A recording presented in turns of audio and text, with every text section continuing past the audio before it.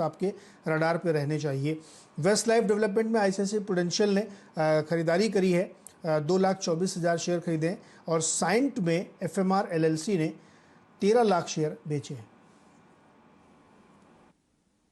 ठीक बात है। तो ये वो स्टॉक्स हैं जो फोकस में रहेंगे। ये लिकर कंपनियां बड़ी इंटरेस्टिंग है। इतनी ज़्यादा लोगों ने खुशी बयान कर ली कि देखिए फिर अब मुंबई में तो इसके ऊपर रोक लग गई। अब आज से देखिए कोई दुकानें नहीं खुलेंगी और इसके चलते दूसरी नॉन एसेंशियल दुकानों के ऊपर भी रोक लग गई। और क्या क्या वीडियो आए गौरांग सर, पिछले कुछ दिनों के वीडियो तो देखकर मतलब सर पकड़ के बैठने का मन करता है। कोई बस पटाखे बजाकर सेलिब्रेशन कर रहा है, कोई एक दूसरों के ऊपर फूल छिड़क कर। और कल तो नैनीताल का एक वीडियो बड़ा इंटरेस्टिंग आया, बर्फ पड़ रही थी और लोग छाता लेकर लाइन में बिल्कुल खड़े हुए थे, डटे हुए थे। ये बताइए ये लिकर स्टॉक्स का क्या होगा आज? कल भी जोर से फिसले थे।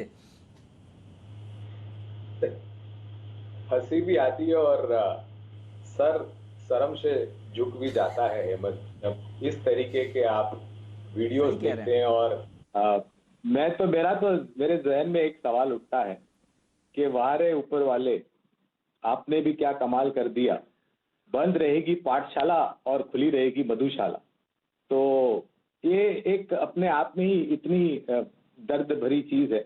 और मैं तो ये सोचता हूं कि राज्य स्तर पर ऐसे कौन से अक्लमंद व्यक्ति थे सरकार में जिन्होंने ये निर्णय किया कि मधुशाला की दुकानें खुली रहेगी और आपकी जो रोजमर्रा की जरूरत की चीजें हैं उन पर किसी तरह का प्रतिबंध लगा जाएगा। और बहुत सारी ऐसी चीजें, सिर्फ खाने पीने की नहीं, घर में बहुत सारी ऐसी चीजें होती जिसकी जरूरत पड़ती है लेकिन उसकी दुकानें बंद है।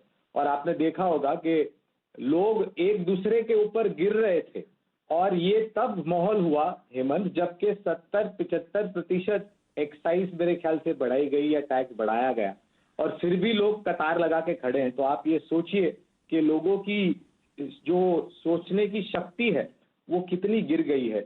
और मुझे तो मेरा सर शर्म से झुक गया कल इस तरीके का।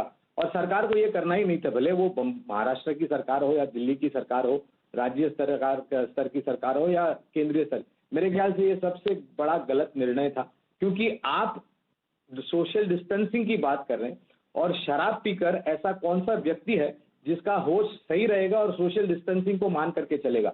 ये मूर्खता का प्रदर्शन किया है सरकार ने राज्य स्तर पर या फिर जो भी मंत्री है। एंड मैं बहुत बेबाक बात करता हूं हेमंत, तो मेरे ख्याल से आज इस सेक्टर को पिटना ही चाहिए। और जब तक ये बीमारी ठीक नहीं होती तब तक मेरे ख्याल से इस तरीके के प्रतिबंध अपने जगह पर रहने चाहिए, किसी भी तरह की ढील नहीं देनी चाहिए। आपके इनफैक्ट इन कमेंट्स का हम आदर भी करते हैं, आपने बेबाक राय अपनी रख दी है, क्योंकि वाकई में कुछ ऐसे इलाके हैं जहां पर स्थिति नियंत्रण से बाहर हो गई और उसका कुछ खामियाजा फिर आगे कोविड की संख्या बढ़ने का हो सकता है। इसीलिए मेरे ख्याल में मुंबई ने वो डिसीजन लिया कि मुंबई में बिल्कुल ये शराब की दुकानें खुली नहीं रहेंगी। अच्छा, इन स्टॉक्स में कल से करेक्शन शुरू हो गया था। इनफैक्ट कल ही नहीं, परसों के सेकेंड हाफ से लोगों ने मुनाफा वसूली करना शुरू कर दी थी। आशीष चतुर्मोता, यूनाइटेड ब्रूरीज करीब 8% टूटा, यूएसएल में भी प्रेशर देखने को मिला। आप क्या इन स्टॉक्स में अपनी शॉर्ट साइड की स्ट्रैटेजी को एक्सटेंड करेंगे? क्या अभी भी एक अग्रेसिव शॉर्ट कॉल लिया जा सकता है या फिर जो होना था वो कल हो चुका है? देखिए अर्शिता, ओवरऑल तो मेरे हिसाब से सेटअप बहुत वीक है और हमने देखा कि इस न्यूज़ को परसों लोगों ने यूज़ किया, इंट्राडे ट्रेडिंग करके प्रॉफिट बुकिंग भी की। और साथ ही साथ कल हमने देखा उतना ही एग्रेसिवली शॉर्ट पोजीशन मैकडॉवेल में, यूनाइटेड स्पिरिट्स में और यूबीएल में, दोनों में ही बना है। मेरे हिसाब से तो ट्रेंड बरकरार रहेगा और यूनाइटेड स्पिरिट्स में तो पर्टिकुलरली मुझे लगता है 470 तक की डाउन साइड आपको देखने को मिल सकता है। और पिछला जो लो बना था वो करीब करीब हमने देखा था 440-50 के आसपास था, तो वहां तक भी शायद फिसलता हुआ आपको यूनाइटेड स्पिरिट्स का शेयर देखने को मिले। अगर से आप शॉर्ट है तो 515 रुपए का आपको ट्रेडिंग स्टॉप लॉस लगाना चाहिए 440-450 की डाउन साइड के लिए।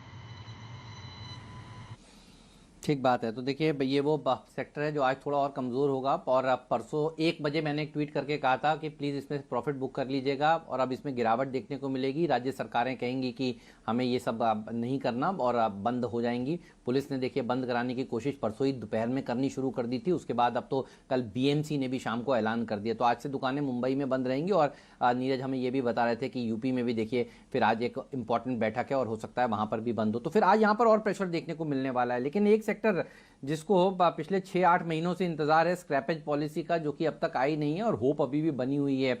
ये बयान सुनते हैं सबसे पहले नितिन गडकरी साहब का, वो एक्सक्लूसिव